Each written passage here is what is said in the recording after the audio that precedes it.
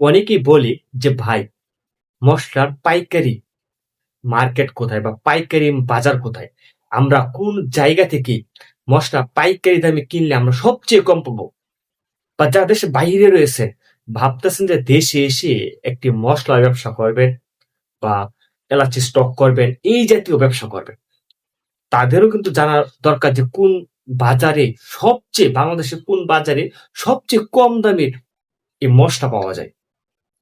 দেখেন, বাংলাদেশের সবচেয়ে বৃহত্তর পাইকারি হোলসেল মার্কেট হচ্ছে চট্টগ্রাম খাতুনগঞ্জ, বাংলাদেশের সবচেয়ে বৃহত্তর মার্কেট। ২ নম্বরে রয়েছে ঢাকার মৌলভীবাজার। এই ২ জায়গায় কিন্তু বাংলাদেশের সবচেয়ে মসলার দাম কম থাকে। এখন চলে যাব, অনেকের বাড়ি রয়েছেন রংপুর, তারা কি ঢাকা থেকে মাল নিয়ে যাওয়া সম্ভব বা চট্টগ্রামে এসে মাল নিয়ে যাওয়া সম্ভব? হ্যাঁ, সম্ভব না কেন? সবই সম্ভব, কিন্তু আপনাকে ক্যারিং খরচটা বহন করতে হবে বেশি। আর আপনাকে এই ৫০,০০০ ১,০০,০০০ টাকার মাল নিলে আপনার কিছু পুষবেন না।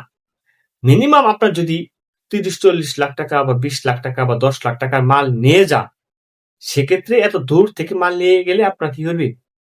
এভারেজে খরচ পুষে যাবে, লাভের মুখ দেখতে পারবে। এখন যারা ১ লাখ, ২ লাখ, ৩ লাখ টাকার মাল কিনবেন, তারা কি করবে?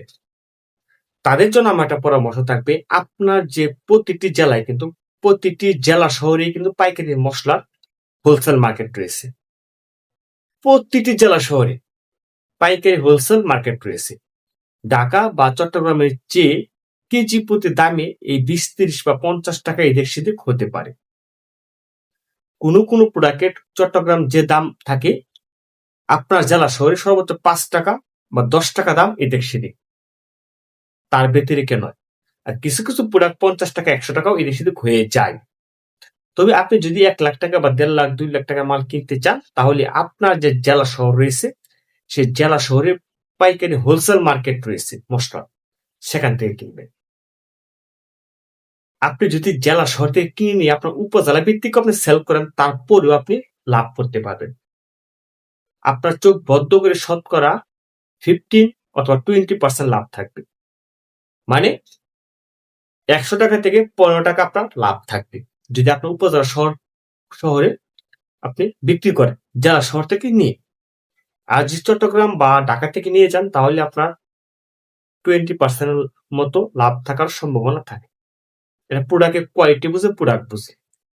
আসলে ব্যবসা করতে হলে আগে নামতে হবে, আর আপনি যেখান থেকে এই প্রোডাক্টটা সোর্সিং করেন না কেন, সেই জায়গায় যেতে হবে এবং প্রোডাক্ট সম্পর্কে আপনার ধারণা নিতে হবে। ভিউয়ার্স, এই ছিল মূল আজকের মতো ভিডিওর আলোচনা। জাস্ট আমি মসলা পাইকারি বাজারগুলো সম্পর্কে ধারণা দিলাম।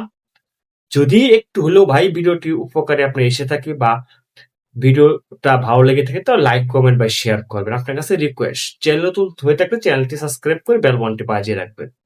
আর যদি কোনো কিছু জানার থাকে তাহলে কমেন্ট করবেন, আমি কমেন্টে রিপ্লাই দেওয়ার চেষ্টা করব।